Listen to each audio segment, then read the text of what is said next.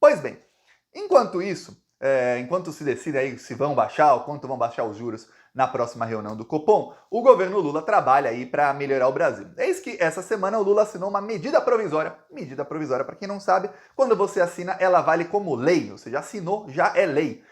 E tem 6 meses para ser votada pelo Congresso, que pode votar a favor ou derrubar a medida provisória. Mas enfim, o Lula assinou uma medida provisória, que foi feita pelo Ministério da Economia, do Haddad, que taxa os super ricos no Brasil. O que são os super ricos, Thiago? Tem um tipo de fundo de investimento que você só consegue investir se você tiver no mínimo 10 milhões.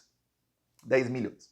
Tá, aí o que acontece? Esses são investimentos no exterior, que são feitos por super ricos, 10 milhões de dólares. Ou seja, não é qualquer um aí, o cara de classe média alta que comprou um carro dele, classe alta, o cara que comprou um Mercedes e fala, nossa, eu tenho meu Mercedes aqui, eu sou rico. Um cara que tem um BMW fala, nossa, eu sou rico, vão me taxar. Não.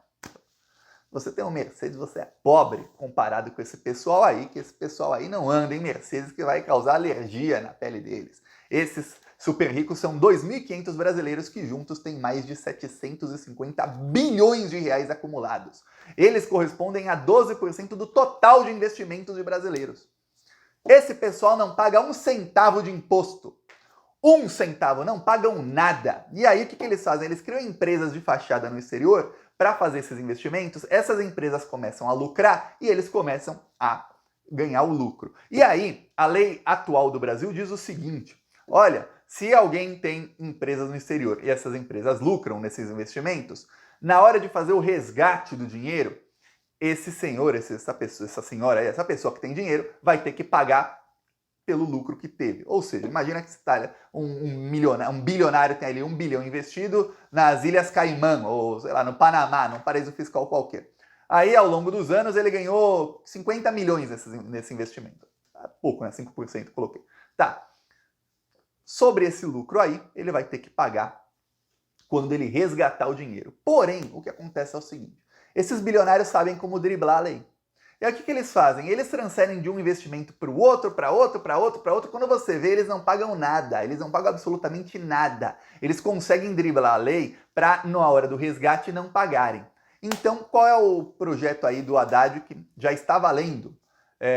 Eles vão ter que pagar uma porcentagem aí sobre o lucro deles 2 vezes por ano. E não interessa, mas é na hora de fazer o resgate, de tirar o dinheiro do investimento? Não. O dinheiro está lá no investimento, está lá, está congelado lá o dinheiro, mas você vai pagar o imposto sobre o lucro que você está tendo. Ponto final e acabou. Então, esses brasileiros mais ricos aí estão irritadíssimos. Só nesse ano vão sair aí quase 4 bilhões de reais do bolso desses multibilionários e vão para os cofres públicos. O governo Lula vai usar esse dinheiro para que o salário mínimo aumente e o Lula possa conceder, coisas que já foram aprovadas aí, a isenção do imposto de renda até 2 salários mínimos. Uma promessa aí que o Bolsonaro fez, em 4 anos ele não cumpriu, o Lula em poucos meses conseguiu cumprir e conseguiu tirar de multibilionários. Ou seja, literalmente, se você é uma pessoa aí que não é rica, o Lula está tirando deles para dar para você. Porque quando você fala, nossa, Thiago, mas eu ganho 5 salários mínimos, vai isentar até 2 salários mínimos, não mudou para mim. Mudou. Por quê? Porque se você ganha 5 salários mínimos e a isenção é até 2, você só paga imposto de renda pelos 3 salários mínimos que você ganha mais do que a isenção. Então você vai acabar pagando menos o imposto de renda. Então todo mundo vai pagar menos. Quem ganha até 2 e pagava alguma coisa não vai pagar nada. Quem ganha 2,5 só vai pagar imposto de renda por meio salário mínimo. Olha só, quem ganha 3 vai pagar menos também. Então todo mundo vai ser beneficiado e aí meia dúzia aí de bilionários, não. O Roberto Campos Neto, olha só, eu vou te mostrar uma declaração dele num evento nessa semana, e aí é que ele começou a ser humilhado. O Roberto Campos Neto disse isso aqui, ó. Vamos lá, deixa eu abrir aqui o link. É importante uma melhora na arrecadação. Dá para ler aí? Notícias da Bolsa. É importante uma melhora na arrecadação. Aí o Roberto Campos Neto estava no evento com outros empresários aí bilionários, e ele disse o seguinte, olha, se não tiver uma melhora na arrecadação, não vai ter como colocar o pobre no orçamento. E aí ele praticamente acusou o Lula de estelionato eleitoral. Aí logo depois dele, o Abílio Diniz teve uma fala em que ele disse que o Lula não colocou o pobre no orçamento e que a arrecadação não melhorou no governo Lula e tem que melhorar muito a arrecadação, viu? Foram aplaudidos por todo mundo. Todo mundo, tá vendo, é isso aí, só devia ter bolsominion lá no evento. Pois bem, isso foi 3 dias atrás. Precisa melhorar na arrecadação, Campos Neto? Pô, tá joia. Joia ele e os amiguinhos dele gostam, né? Tá joia, então vamos melhorar na arrecadação. Lula assina a medida provisória. Eis que o Campos Neto, veja bem, é preciso uma melhora na arrecadação 3 dias atrás. Aí o Campos Neto agora fala o seguinte, vou pegar aqui, infelizmente o link que abriu aqui quando eu dei o Google, o primeiro é da Jovem Pan, mas é bom que é bolsominion, você já vê a diferença. Campos Neto diz que corrida por arrecadação pode gerar inflação da base. E cita exemplo da Argentina. Aí tá aqui a foto do bandido. O quê?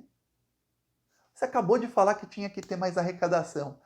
Mas taxaram os super ricos, que são os amiguinhos dele. Agora não! Agora a corrida por inflação vai causar inflação da base. Das pessoas mais pobres vão acabar pagando mais caro pelos produtos. Tá aí. Enquanto isso, nesse meio tempo, ou seja, 3 dias atrás, até hoje, aí há 3 dias. Nessas 72 horas, a Maria Lúcia Fattorelli, que faz a auditoria cidadã da dívida pública, que é uma dívida aí multibilionária do Brasil, ela divulgou o seguinte, o Roberto Campos Neto, em 4 anos aí que ele está no Banco Central, ele sumiu com mais de 300 bilhões de reais. Estamos falando aí de 68 bilhões de dólares que desapareceram do Tesouro Nacional. Você fala, caramba, como assim? O Brasil tem reservas cambiais, tinha reservas cambiais de 388 bilhões de dólares quando entrou Roberto Campos Neto em 2019, indicado por Bolsonaro. Ok, 4 anos mais tarde, o Brasil tem 320 bilhões. 68 bilhões sumiram. Aí, a Auditoria Cidadã da Dívida pediu para o Banco Central o seguinte, olha, queremos dados de onde vocês enfiaram essa grana toda.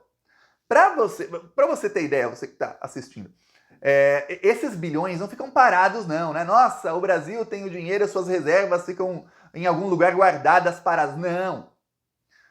Então, investimentos. O que aconteceu? O Roberto Campos Neto começou a mudar o tipo de investimento que o Brasil faz com os seus bilhões das reservas que foram adquiridas nos governos Lula e Dilma. Lembre-se, antes do Lula entrar em 2003 não existia isso. O Brasil queria dinheiro, tinha que implorar para o FMI. O FMI é quem mandava na política do Brasil e fazia o Brasil cada vez pior, que é o que aconteceu com a Argentina agora. O Macri pegou dinheiro com o FMI, aí o Macri quebrou o país, entrou o presidente Alberto Fernandes e falou, eu não vou fazer o que a FMI está mandando, que isso vai destruir o país. Então os Estados Unidos começaram uma guerra econômica contra a Argentina. É isso, tá? Por isso que a Argentina tá, você vê aí, obviamente a imprensa que está sempre ao lado dos Estados Unidos e do mercado financeiro, diz que olha o que a esquerda fez com a Argentina. Não foi.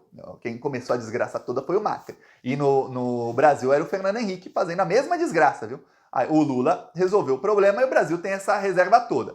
Aí, essa reserva pode ser colocada em investimentos para lucrar. Imagina se você tem 380 bilhões para investir, você consegue investir onde vai dar dinheiro e você começa a lucrar. Daqui a pouco tem 400, 500, 600 bilhões. Como é muito valor, são muitos investimentos. O Campos Neto começou a investir na dívida pública americana, que paga isso aqui, ó. Isso aqui. Quase nada.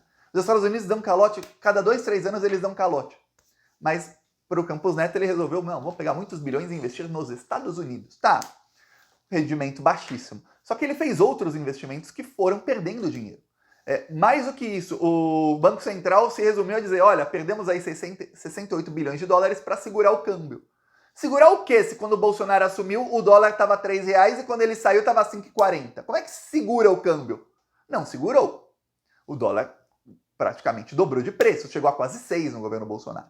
Então, peraí, a política econômica do Banco Central, que é um desastre, fez o real desvalorizar, e aí, para desvalorizar menos do que iria desvalorizar, ou seja, para não chegar a 7, 8, 9 reais, foi jorrando 300 bilhões de dinheiro público para tentar segurar o câmbio, o que não conseguiu muito.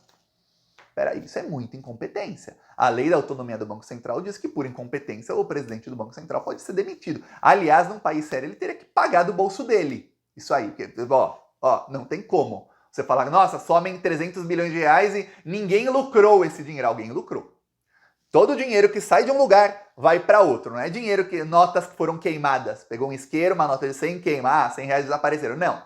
Tem 100 reais. Se alguém perdeu, alguém achou. Se alguém roubou, se alguém foi roubado, é porque alguém roubou. Se saiu de um lugar, foi para outro.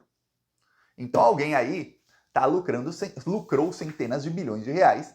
Ah, se o Lula falasse, olha, eu quero arrecadar, vamos cortar da aposentadoria, como fez o Bolsonaro. Aí o Campos Neto aplaudiu, pô, arrecadar cortando dos aposentados, das pessoas mais pobres, mais vulneráveis? Yes! Pô, vamos arrecadar, fazer uma reforma trabalhista para que as pessoas ganhem cada vez menos e a gente comece a arrecadar mais. Vamos? Tirar do trabalhador, é isso aí. Aí pode.